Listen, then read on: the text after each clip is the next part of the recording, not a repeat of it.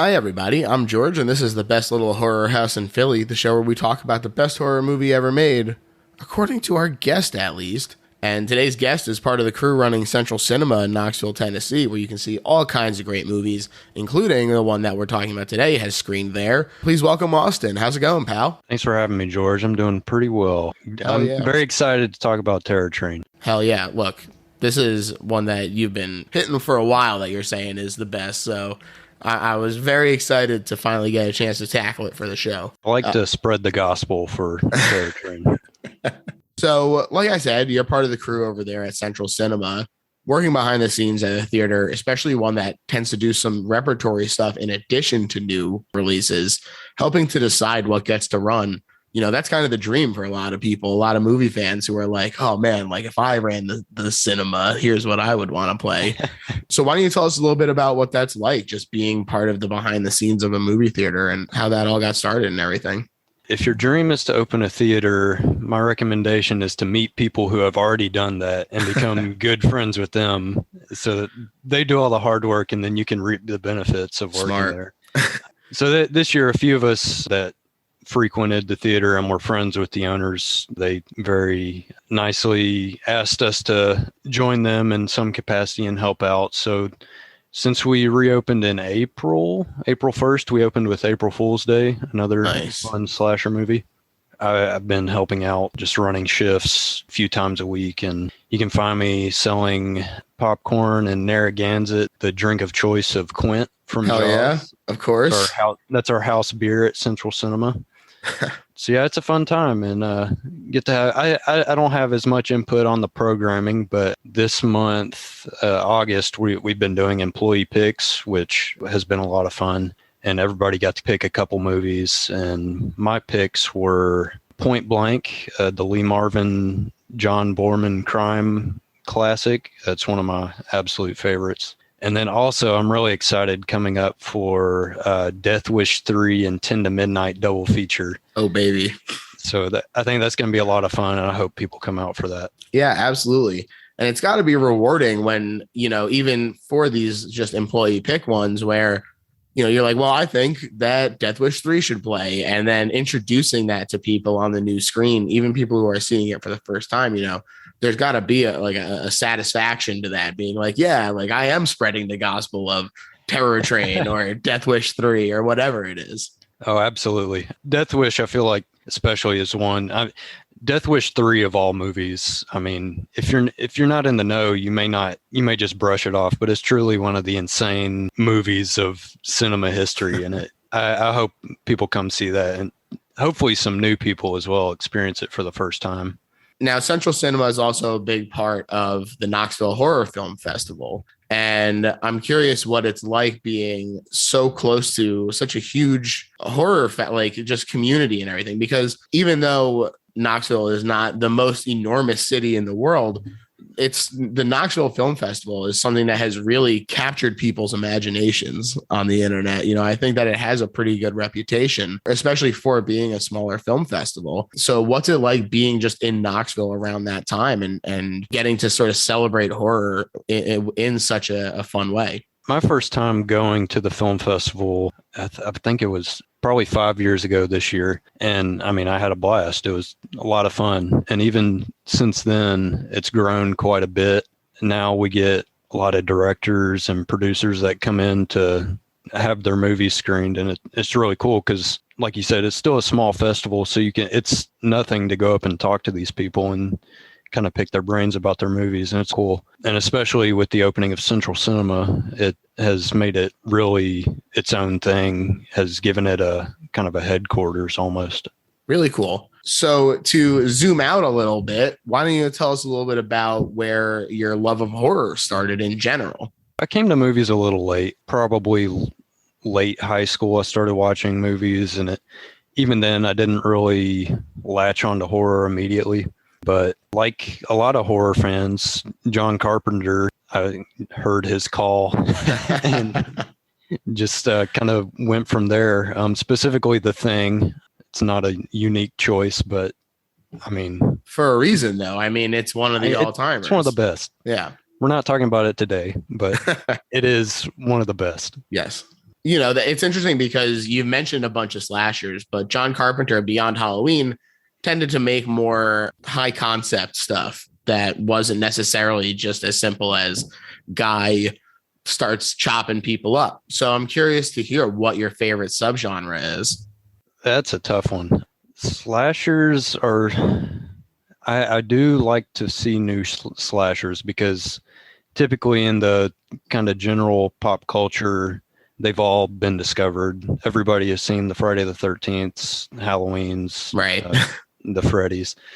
But I think my favorite horrors to watch are the trashy, like bottom of the barrel stuff that Vinegar Syndrome and other companies like that put out on a monthly basis. And it's just so fun to discover stuff like that.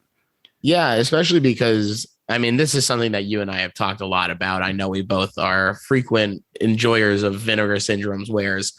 And I think that there really is a certain sincerity that you can always find in a movie that's put out like that, as compared to investigating the new releases or whatever. Because there's even the low budget stuff. People who make low budget films are doing it because they care, not because they're doing it to make bank off of it. And I think those movies there's just a joy to watching them, and being like, you know what, they didn't execute it perfectly, but they're doing their damnedest. Conversely, it is also fun when a small, no budget movie is trying to make money and either fails or succeeds. It's a win-win either way. Sometimes. Absolutely it is. And it's interesting. We are talking about a movie that for the time had a pretty huge budget, especially for what it was doing.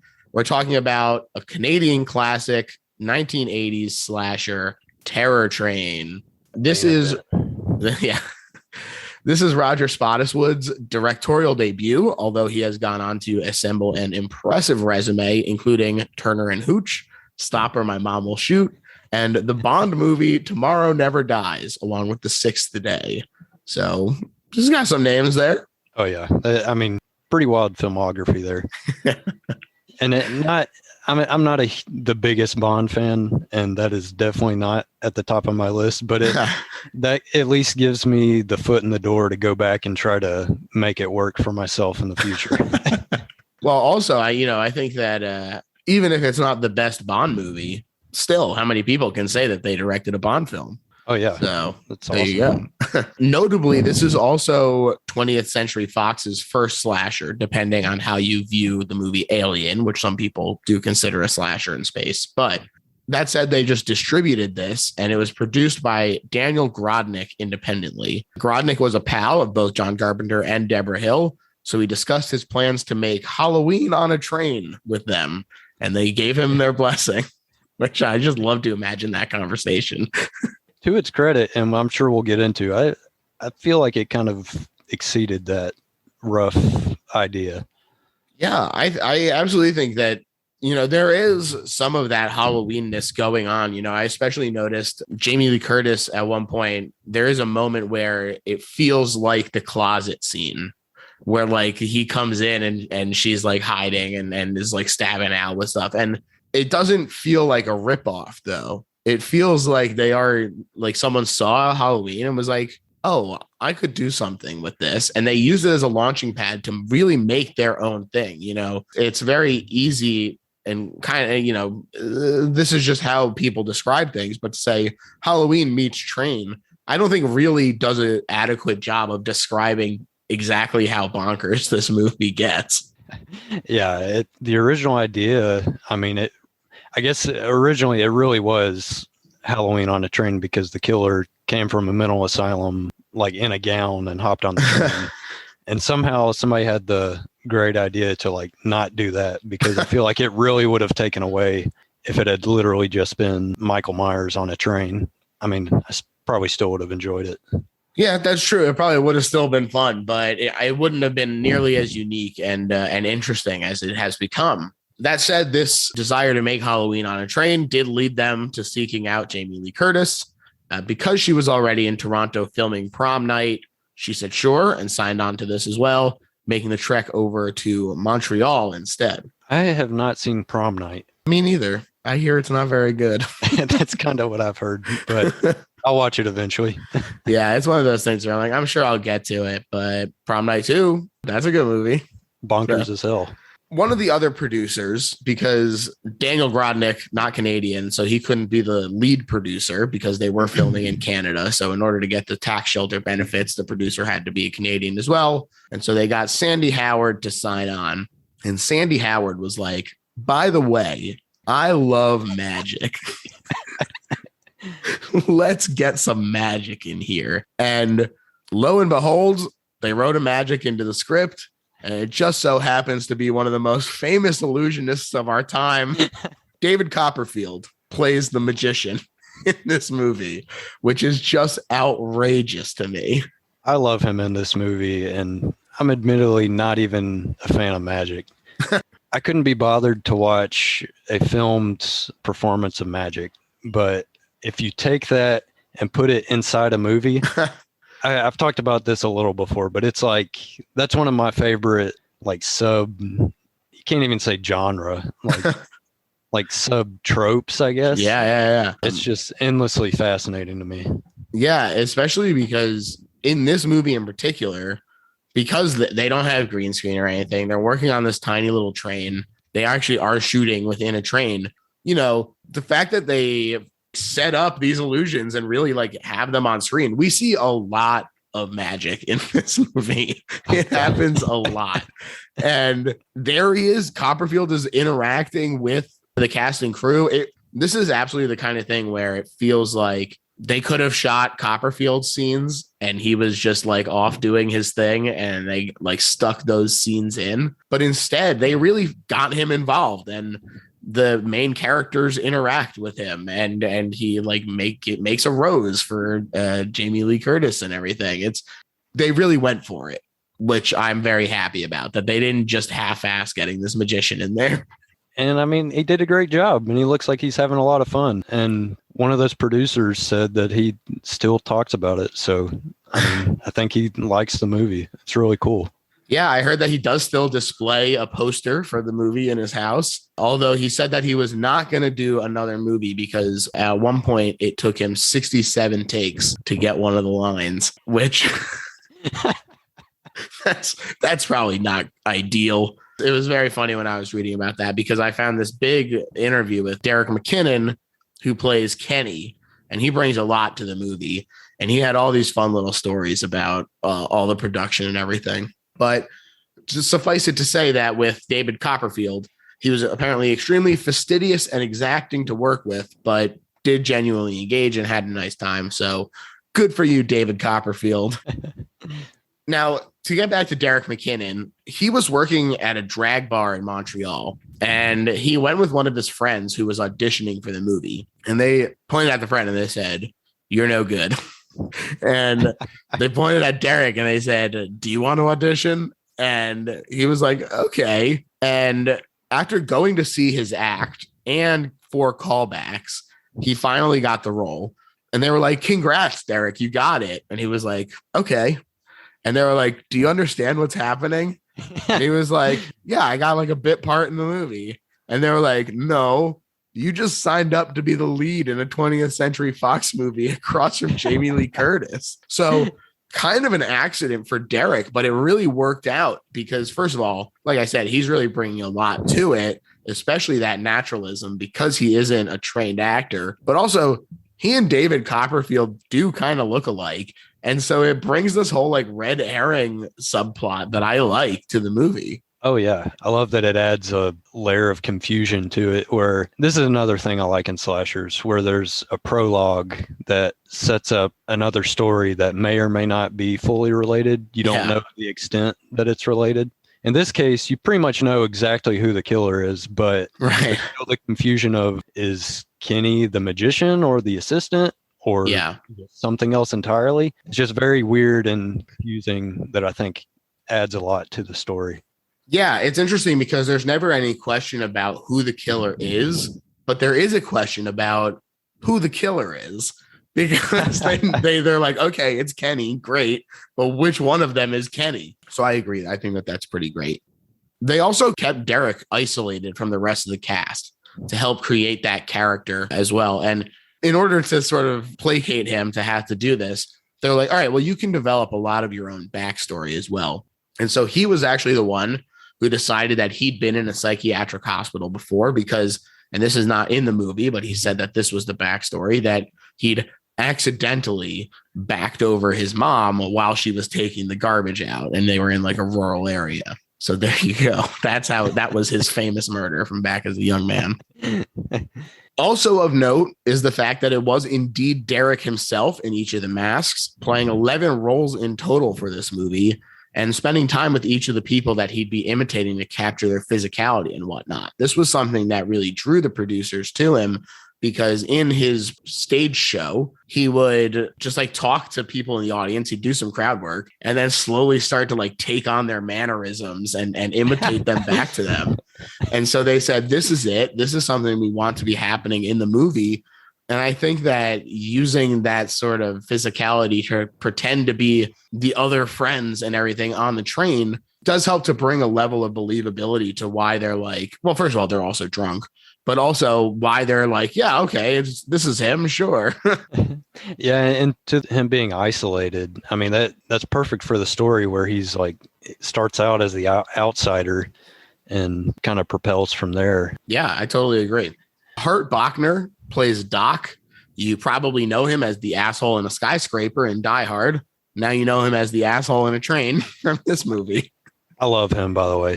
He's awesome. He's so good. And it's really funny that, you know, sometimes movies will go for like the characters you like to hate so that when their death happens, we can all cheer. But man, Doc is really, really going for it. You're like, this guy is such an asshole the entire way through, but in such a gleeful way that you can't help but like, all right, okay, Doc, I get it.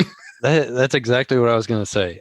He's unredeemable. If he was my friend, I would not want to be around him. He would scare me, but I like watching him. He's kind of fun to watch on screen. Absolutely. Also, he's great in Breaking Away. Not a horror movie, but a very good movie. Still a good one. Cycling. Hell yeah. Indiana. John Alcott did the lighting for this movie, also the cinematography. He was famous for several Kubrick movies, and he Big as deal. well. Yeah, he is a big deal. He did 2001. He did what's the Clockwork Orange, Barry Lyndon. Barry Lyndon. That's the one I was thinking of. Then that lighting is really fantastic because it is so naturalistic in that movie as well. They used a lot of natural light for that one. Hold on. You're skipping over Vice Squad. I was skipping over Vice Squad, which he did work on. But he had experience working in weird quarters, like I said, with Barry Lyndon. And so despite the fact that he and the rest of the crew had a very difficult time with production because of the close quarters on the train, he used a small lens from Barry Lyndon in order to sort of save some space. And he also used a lot of charcoal smoke as a natural light filter to soften and smooth the colors, which you can very much see in the movie. And unfortunately, that meant everyone was choking on it constantly. It kind of does look like you're living in the smoking section of a train the whole time. And I love it. It looks really cool. That adds a little coziness to it, you know? He also, this is his dedication, was he had people outside the train cars literally pushing it back and forth to create the rocking of the train so that it wasn't just steady inside, which, you know, that's fastidious right there. Yeah, I was watching the special features of, I think it was the production designer. I can't remember his name, but he said that George P. Cosmatos, another famous genre director, he had directed a movie called The Cassandra Crossing, which is another train movie I'd never heard about. And apparently they couldn't get the train rocking right. So, of course, I went on Amazon and ordered it immediately when I heard that. So I'm looking forward to seeing what that looks like. Hell yeah. Hey, look, they can't all be John Alcott's. Functionally a pretty big budget. Like I said, this was 3.5 million 1980s dollars. And since they were filming in Canada, it worked out to be more like $7 million.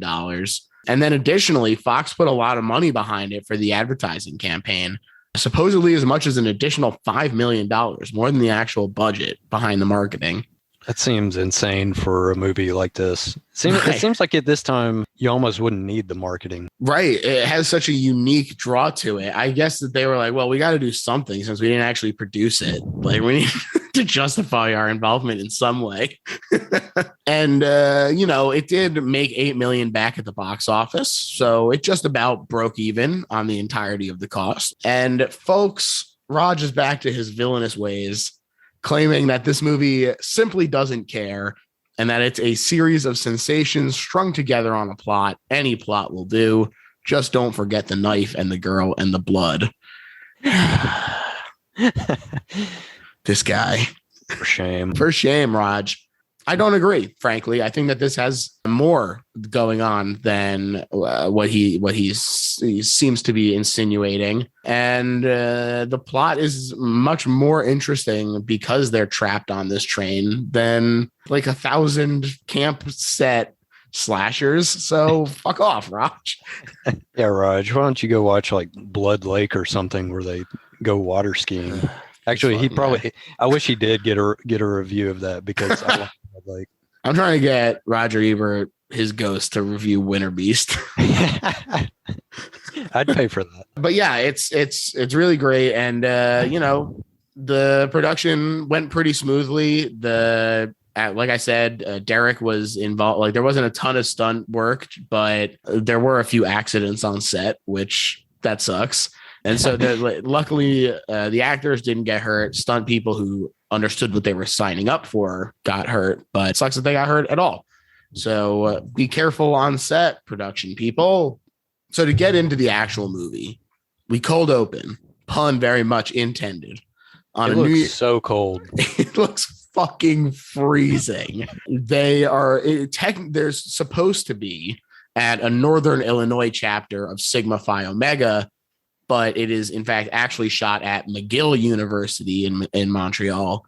So it is very, very chilly looking, and they're outside. Weird idea for a New Year's party, and we join a prank in progress. In all of the pledges are expected to have sex in order to remove the beanie that they're wearing. One young man laments this with a "Laid, sir? Me?" That guy really cracked me up. I gotta say though, the beanie's pretty cool. I'd wear that beanie. There are worse things that they could be stuck with wearing. They just needed like 40 years separation from it to appreciate the beanie. Exactly. Jamie Lee Curtis is Elena. Looks like Alana. I had to check this name like 5 times to be like, are they saying Helena? No, it's Elena, but she's the talk of the party, and she's luring one such pledge, the victim of the prank, Kenny Hampson, upstairs so that he can lose the beanie. She is reluctant, though, because it's mean, and she's the protagonist, damn it. She's got a pretty sick mullet right here. She sure does. She sure does. Folks, the mullet is coming back, and if you're looking for one, go for the Jamie Lee. They'll know what you mean. But the bros encourage him up there. I really like the look of this, like, walk up the stairs and everything. There's the flashing lights. It really keeps you off balance, kind of puts you in his shoes really well, that nervousness and fear that he's feeling. I think that they do a great job. The production design throughout the whole way, I really enjoy, but it's very visible here in this opening sequence. That house would be a nightmare for me. It looks like the quintessential frat house, just awful. But also great on screen. Right. Yeah. But not for me to live in. Yeah. You squeeze 20 dudes into that house. It probably stinks like shit. But Alana hides in the bathroom. Elena, excuse me. I already got it wrong. Elena hides in the bathroom. And though she doesn't know the extent of the prank, she does encourage him as well, saying, "Oh, kiss me. It's my first time too." And when he goes in for the prank, he discovers it's actually a freaking corpse. The worst thing you could try and kiss. The worst. Maybe the last thing you'd expect to be smooching. And the reason that they got this corpse is because one of the brothers, nicknamed Doc, has access to the morgue because he's pre-med. In fact, I think that they're all pre-med. What an asshole nickname. You're surrounded by other future doctors. Like, come on, man. He's even like got a jersey with it on. He really laid claim to it early on. The corpse is played by Nadia Rona, who had to sit in makeup for 5 hours to get ready for this. Now, there was some conflicting reports about the way that this was shot. Derek, who plays Kenny, claims that it was a 5-camera setup and that they did it in just one go. Whereas Nadia said it took several hours to film because they had to keep resetting because of Derek's lack of coordination. So draw your own conclusions as to the truth. But whatever the case may be, Kenny gets all wrapped up in the drapes of the bed and he loses his mind from the trauma of the prank, winding back in the psychiatric hospital. Very dramatic mummification he does there. It sure is. And, the titular terror train rolls over the opening credits. And so I'm curious to get your thoughts. I know you kind of alluded to enjoying it as a setup, but what do you think about this cold open that takes a little bit of time to set up the characters before we get the credits or anything, which is usually the tone setter right at the beginning? I love that. Especially, it's a pretty striking opening. You get a couple of laughs at the beginning, kind of get an idea of who these people are. In any movie, I love a delayed credit to where you're just kind of waiting for it to pop up. And as Kenny is spinning on the bed, that slow-mo audio sound is just like so disturbing. And the way it cuts into the train rolling in, I just love. And especially just the train itself rolling in, I think looks so cool. Yeah, it's really great. They utilized the train in a couple different sequences, in particular in between the kills. That I think that it's kind of like it really reinforces how trapped they are, that after every kill that we see, the train just keeps on rolling into the night. Some might even call the train the fifth character. I myself am very excited for Biden's infrastructure plan so that I too may have a terror train in the future. Oh, everybody gets a terror train in Biden's America. 3 years later, a bus rolls up with the same group of kids. They're all dressed up in costumes going on a freaking train party. And I got to say, you joked about getting your own terror train, but this party sounds fucking awesome to me. Oh, dude, I couldn't give a rip about New Year's Eve, but if you told me you were having a party on a train for it, hell yeah. Oh, I'm costume there. Party on a train. That'd be so cool. Awesome. Also, I realized it does not really establish that they are freshmen, I guess, at the beginning of the movie. You just it already feels like they're upperclassmen. Yeah. And then it turns out they weren't. It's just kind of a weird time jump. Yeah, I guess that makes Doc even more of an asshole that he was doing this shit as a freshman. But yeah, I think that the closest thing around here are like riverboats and stuff that you can have parties on, or like the New York Harbor. But man, it's fucking cool. I'm into this idea. Public transit all day, baby. Let's have parties on it too. Let's list these costumes because they're pretty fucking great. So we got Ed the Goof dressed as Groucho, of course. Which, oh, wait, I forgot to put these on. I meant to start off with this.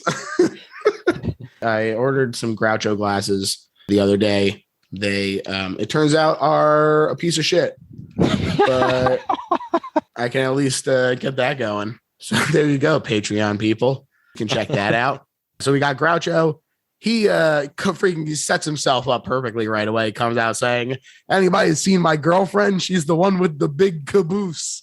I like this guy. I'm on board. That dude would totally have a podcast nowadays. He is just rattling off like a joke every 5 seconds. Oh, he was killing it. He was absolutely killing it. We also see Doc again. He was point man on the prank. He's a monk, and his girlfriend Mitchie is a witch. Now she's also Elena's best friend. Elena's boyfriend that she got in the interim 3 years has a bird mask on. His name is Mo. And finally, Jackson is an alien lizard. Not in costume are the train conductor named Carney and the magician they got. Less into this idea for a party, but okay. Played by, like I said, freaking David Copperfield. Let's not look over Ben Johnson because he is awesome. That's true. Oh, right. He was Carney. Yes. I apologize to Ben Johnson. He's kind of the Loomis of this movie. Absolutely. And it's interesting that he has that calming presence, but also like he's having a nice time too. He walks around doing card tricks and stuff. Yeah, he's having a good time. There's no radio on the train though. So they're like, look, if anything happens, I guess we're fucked. But that's the terror train, baby. No rules. But they all start to board, and Ed walks out, stabbed with a sword. Everyone assumes he's joking and continues on their merry way, but the killer takes his costume and his place on the train, which immediately crunches right over poor Ed as it rolls on into the night and starts the ride of terror. I just love that nobody notices. It's just the loud train rolling over it and the crunch. And I mean, you're on board the terror train, baby. That's right. No brakes on the terror train either, along with no radio. Not much on the terror train, actually. It's pretty bare bones. There is a bar, though. That's true. They got a bar. They have a full stage area. So weird choices on the decor, but it is what it is. David Copperfield, in one of my favorite scenes in this whole movie, is just like, I fucking hate these college losers. It's so good. And it sets up as like, what is up with this magician that just hates college people so much? Yeah, it's true. But also at the same time, I was like, man, if I was a fucking magician and I was like, I got to go out there in front of all these drunk assholes who are not really there to watch me. Oh, man, that sounds like hell. So I get it, David. I get it. I should also note that he is just credited as the magician, although he is occasionally called Ken. So that adds another layer of confusion. Doc and Elena butt heads over the prank from 3 years ago. They're still very much not copacetic over this thing. And he's telling a younger frat member about it like a fun thing. And she's still very bitter about her involvement, which he throws in her face. The side characters continue to be fascinating as the coal shoveler and the conductor have continued arguments about the future of trains versus the RV business. Oh, I love this scene where Ben Johnson has like already moved on from seemingly both trains and RVs. and the other guy is convinced that trains are the future. It's just fun to watch that. It sure is. And Ben Johnson, he's really doing a great job with his role. Now, it looks like the killer, who we've seen eavesdropping all the while, is about to kill Mitchie, but he's interrupted by a drunk Jackson who invites Ed, and I'm doing big finger quotes here, to have a drink of the good stuff with him. And he pays for it with his life. I love this kill. I think it looks absolutely fantastic. Oh, yeah. And it's cool how close quarters it is. I mean, they talk about it, how difficult it was to film on a train. Right. And I mean, it looks good. Yeah, I was reading specifically about this scene, and they said that they somehow packed 17 people into a train bathroom. Derek McKinnon had to literally stand on the cameraman's chest, and it proved to be a difficult shot to get, to put it mildly, not only because of the cramped conditions, but also one of these accidents that I mentioned, someone forgot to put in a breakaway mirror, so they couldn't get it to smash. And finally, right. Fucking that's gotta hurt like crazy. They finally switched out the actor instead of the mirror, and obviously hitting it wrong. Yeah. And so they put a stuntman in there. He even had like a little point in the mask to help break it. Still wound up getting both of his eyes and forehead bruised. But damn it, that mirror got smashed. Good grief. The Groucho mask in these scenes is just so grotesque and disturbing looking. I don't think the people behind this movie saw a Marx Brothers movie because it's so scary. Yeah, it really is. It's the one that's on the cover, on the poster, and I think that it was a really good choice because it is very unsettling to look at. It looks like the most evil Groucho possible. And that kind of goes the same for all the costumes. They all kind of have a weirdness to them. There's an Einstein that also looks evil. The lizard is like kind of cheap, but also cool looking. And I just love it. It's great. Yeah, absolutely. The costume work is a lot of fun. And also there's a GIMP mask guy. Did you see that? I did not see that. He's kind of prominently featured a few times to where it's like, what's going on with this guy? I'd never noticed that before. Wow, I definitely didn't notice that. I was too busy being distracted by the bedazzled Uncle Sam. David Copperfield does a handful of close-up magic tricks as they pass him. So funny. I just love that randomly several times through the movie, they just cut to David Copperfield and they're like, okay, do a trick, do an illusion, David Copperfield. And he's like, okay, here we go. Here's sometimes to disco music. Well, how else are you going to do it? They then, after seeing David Copperfield pull off this magic trick perfectly, they cut to Carney trying to do a card trick as well with his uncooperative brakeman. I just love the weird shit in this movie. Like the fact that they spend the time to be like, yeah, Carney likes card tricks too. And he's going to try and pull some off too. And people are like, what are you doing, Carney? I do like the scene with Doc and Mitchie because it seems like they do kind of appreciate like a funny old man doing a joke trick, and it's kind of sweet and endearing. Yeah, especially since Doc is so anti-magic through the whole thing. Oh yeah, and in any other movie he could have like completely blown him off, and he kind of does, but in like a way that also seems nice. Yeah, and you know what? Carney has stuff he should be doing. So, probably the right move to blow him off. This terror train's missing enough amenities. It needs full attention. Mo tells Elena he's sorry in case you weren't sure that this was shot in Canada. I have in my notes that talking like a toucan is a red flag. Sure is. People are starting to notice the missing boys. They're also trying to get into the bathroom that the corpse is in.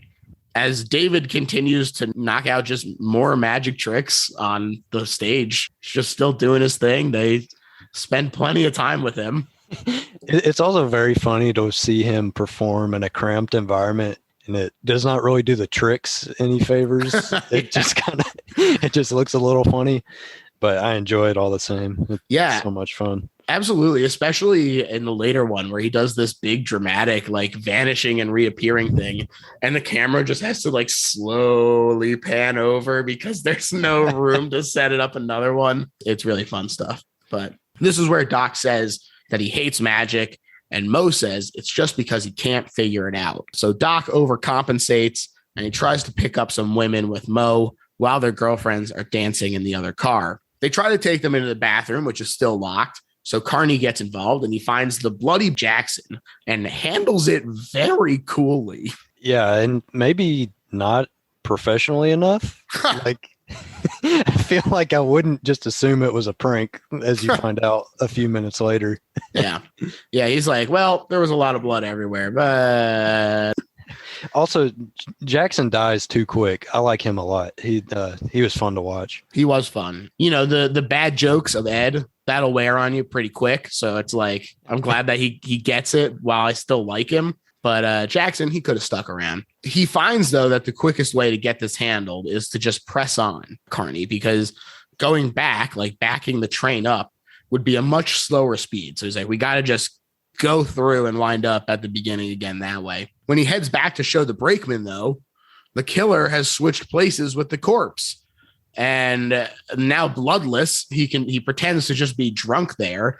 And like you said, Carney just assumes it was a practical joke. Now, Mitchie takes Jackson to his compartment so he can sleep it off. They start to get frisky, but he caresses her with Jackson's severed hand and stifles her scream. Like I said, I love that it just cuts to the train after a death.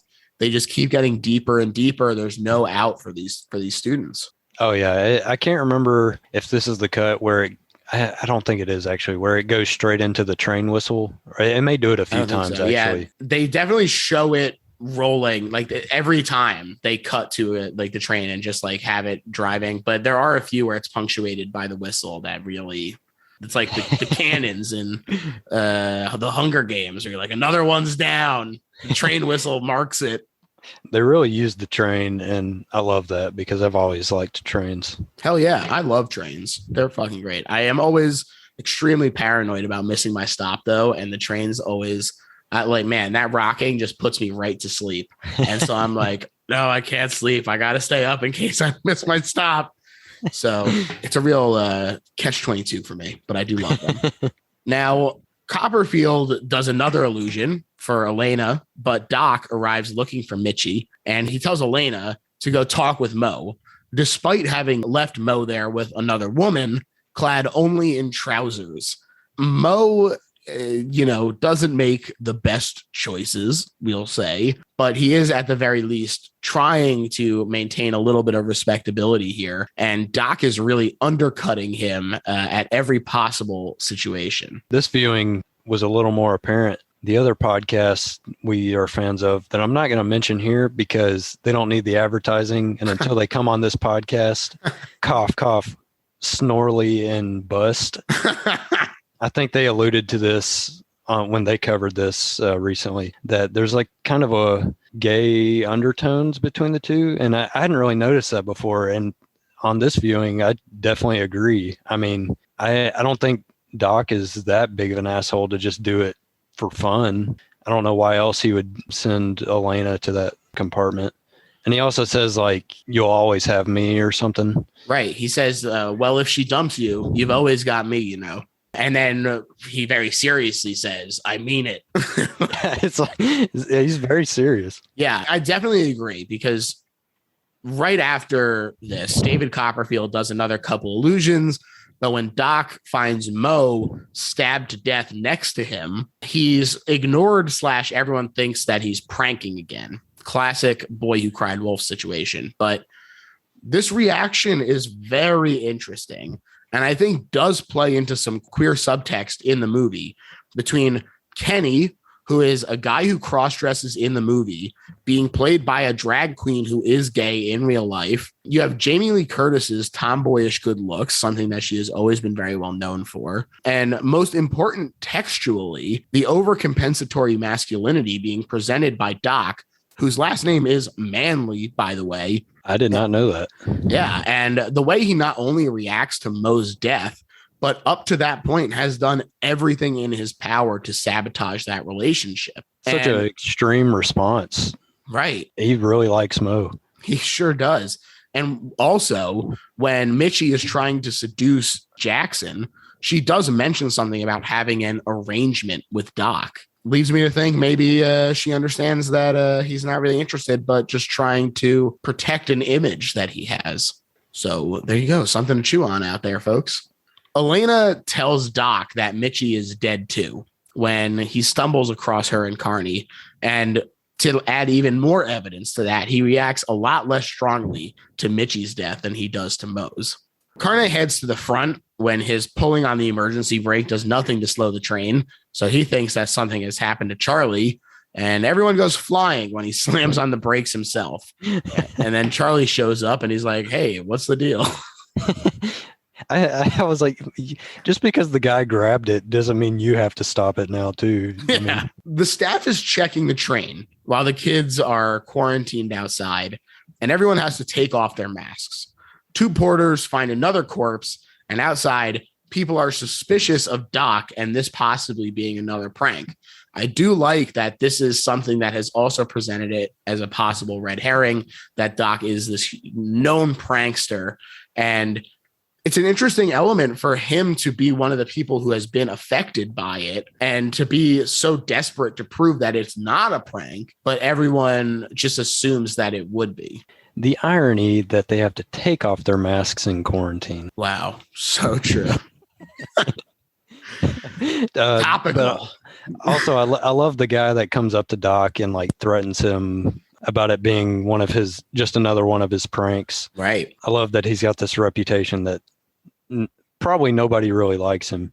Yeah. It's all the people who like him in order to not get pranked themselves. Elena says that it must have been Kenny getting revenge. He had killed someone before, maybe by accident, but it happened, and he might do it again, so they wouldn't even let her visit him in the hospital when she tried. Doc pulls her inside the train and into a room where he promptly kicks the doorknob off since it won't lock, which is terrifying. Doc is really going for it, we'll say. And he himself is a very threatening figure in these later moments. He gets unhinged in this part of the movie, and I love it. I think it really showcases that Hart Bachner's a really good actor, despite this little small Canadian Halloween ripoff. Right. He accuses the magician of being Kenny, looking at a yearbook, since Kenny was into magic back in the day too.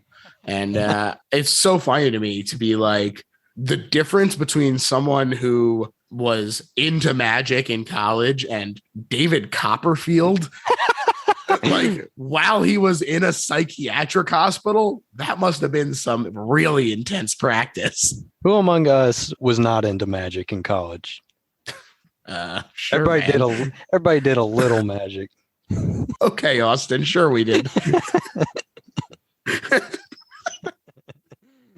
Elena is like, great, we got to go warn everybody that it's the magician.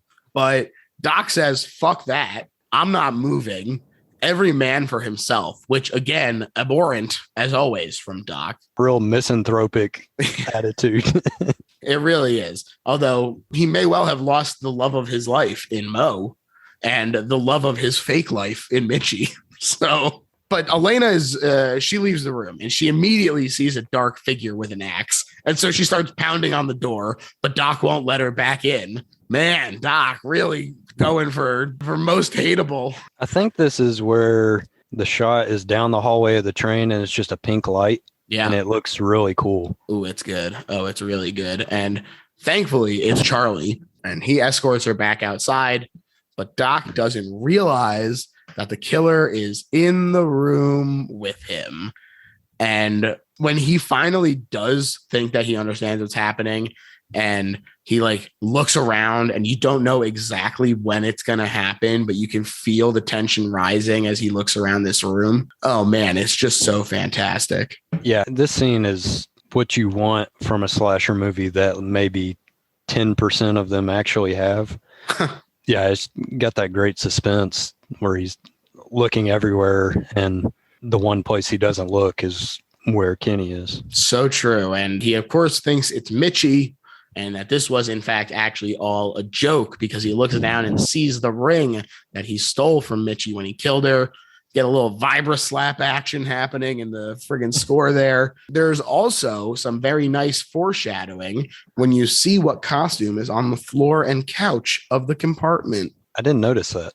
Oh, yeah. You see the assistant's gear, like the outfit that she, the assistant, which we don't know at the time, is in fact Kenny. Spoiler alert for a couple minutes from now.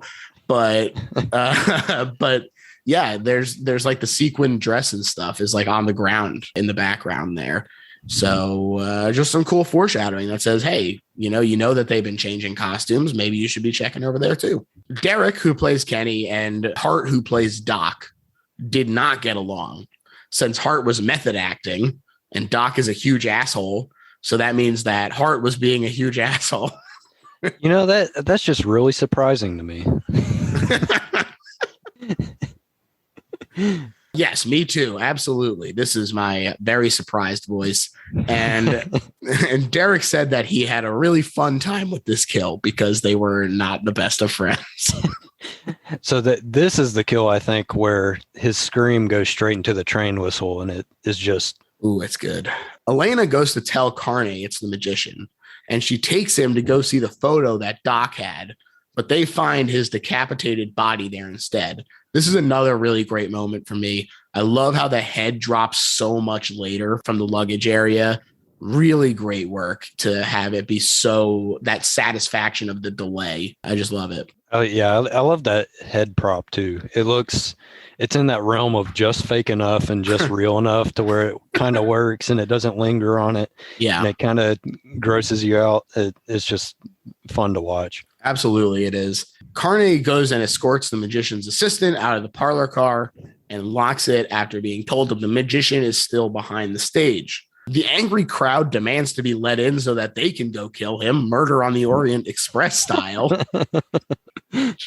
Some very bloodthirsty college kids. But Carney placates them and says, okay, I'll go back in and I'll get him. Meanwhile, on the other side of the train, Elena is being given a room to sleep in since she's been through so much tonight. Unfortunately, the killer quickly dispatches the porter who was guarding her and sneaks into the room. Big rip to this porter. Doesn't get a lot of screen time, but seems like a very nice guy. It's just the dumbest decision to let her be alone. I don't think any of these people have seen a horror movie. With the killer lunging at the figure in the bed, it's revealed to actually be one of the sex dolls that got brought on from this party. And Elena stabs them through the back with the sword. She was hiding behind the door. Classic. Again, this feels kind of like the Halloween stuff where she's trying to get one up on Michael as he's going through the house. He gets up, though, and chases her down the corridors. This is another shot that just looks absolutely spectacular, where the bloody arm is just like hanging down as he comes through the door. It's just such a great way to make the killer look really, really threatening from a distance. It does a great job. That costume he's wearing is also very disturbing. I think is it the monk? Yeah, this is when he's outfit, wearing, and then the hag mask, right? I think, or whatever that is. He's wearing Doc's costume. He's now changed into, and it looks really great.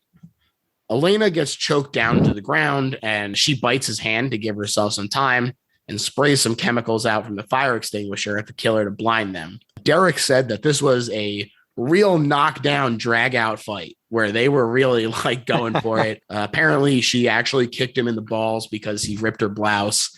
So good for you, Jamie Lee. Absolutely. Yeah. They went back and forth on this.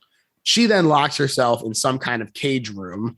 This also looks really amazing as they're struggling in here, like stabbing through the walls. They're both soaked in blood and sweat. This is another moment that almost was, or it was a serious accident. It was almost even more serious because she stabs him with the like receipt pick, but he keeps brutal. Coming. It is very brutal. The stunt guy, again, it forgot to get switched out. And so the stunt guy almost lost his eye. Apparently, Jamie Lee Curtis walked off set for 2 days because she was so pissed about that, like a second fuck up happening in that way. And Derek was like, oh, I can do it. Like, just let me do it. And they were like, no, we just need you for the close-ups. We'll let the stunt person do the actual stabbing.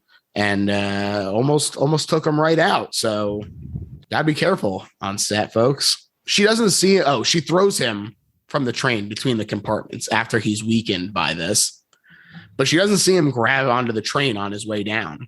And this moment where it's revealed by way of him like crawling alongside the window outside, I was just like, oh, it doesn't get better than that. Like, that was scary as fuck. Elena is still scared, but several people pressure her into coming back to the group as they approach the station. And she stops in the magician's quarters and she looks for confirmation that it was Kenny, but discovers the magician himself dead in the sword box. This was really great. Now, this was my first time seeing the movie. I know you have seen it many, many times. I'm curious if you remember that false thread working for you at all. I was like, oh, okay, it makes sense that he was the magician, I guess, by the rules of this. And so I assumed that was actually the case. When we see David Copperfield stabbed in this box, it genuinely was a surprise to me. Now I'm very familiar with it and don't forget between viewings what actually happens. But I remember the first maybe couple times I saw it, it's just confusing enough to where it tricks you into thinking the movie's over or not the outcome you expect. And then I love that reveal where the door just kind of slowly opens and you see him already in there, stabbed multiple times. Yeah, and I think that what really helps it is that the characters are so sure. They like all convince each other that they're right. And so we're like, well, I have no reason to doubt them. Of course they're right. It's the magician. And the fact that everybody was wrong, I think, is a really smart and bold move to pull forward. Now, she runs back to get Charlie and tell him about the magician.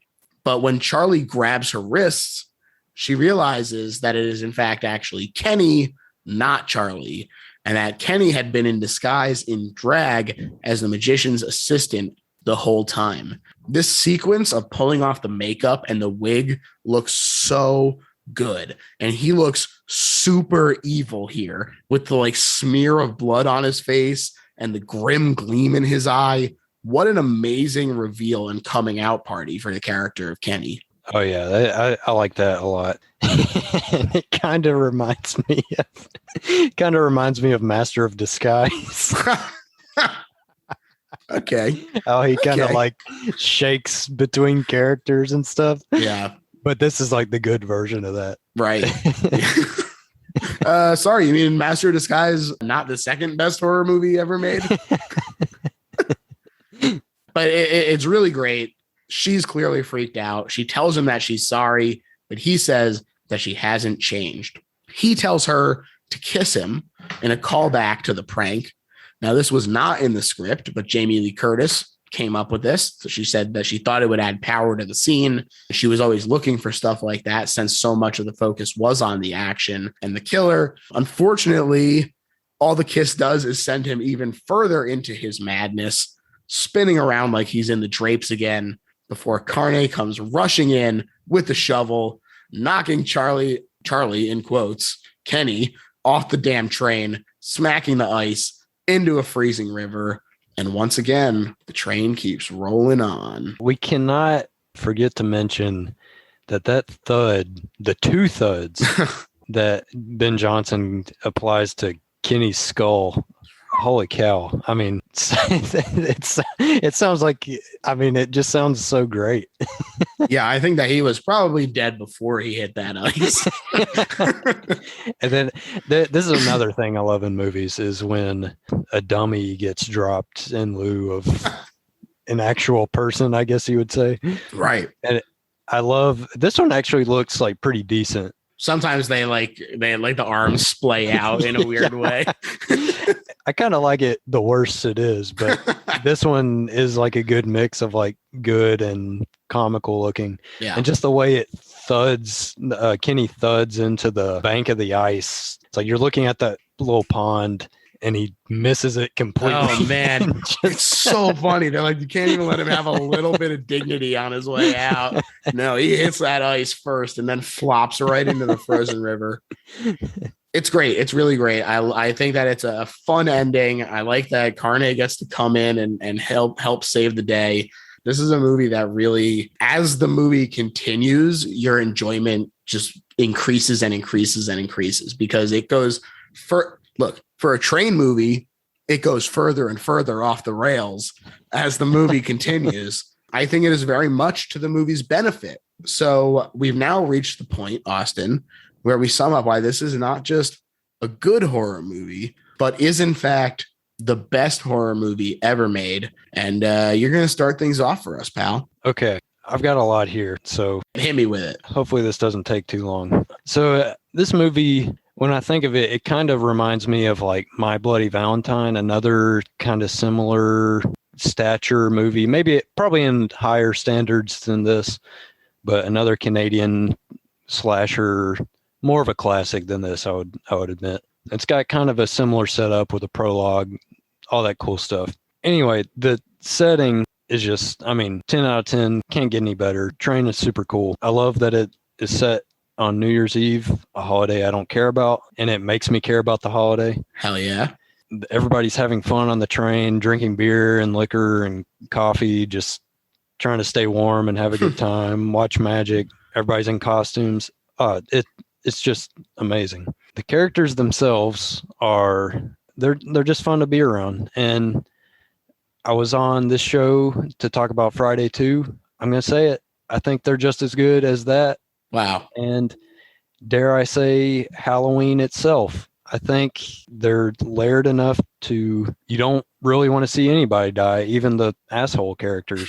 And like we talked about already, Doc is fun to watch. They're just fun to be around. And honestly, Jamie Lee Curtis kind of hangs back for a lot of it. And maybe, I don't know, I guess she would have been huge at the time because of Halloween, but maybe not as big. People didn't love The Fog, I think, at the time. And so, that had just happened as well. It is interesting that she does hang back a little bit. I noticed that as well. Especially like in the middle where you're seeing other people die. Yeah. Yeah. Ben Johnson is such a cool character actor to watch in this, and all the weird RV train arguments. I just love the failing industry argument. And Kenny, like I've said it a few times now, I love prologues, and especially when they set up a mystery, a whodunit of who the killer is. And I think this one does a great job of that, mainly because it kind of confuses you. You know who it is, but at the same time you don't. Mm.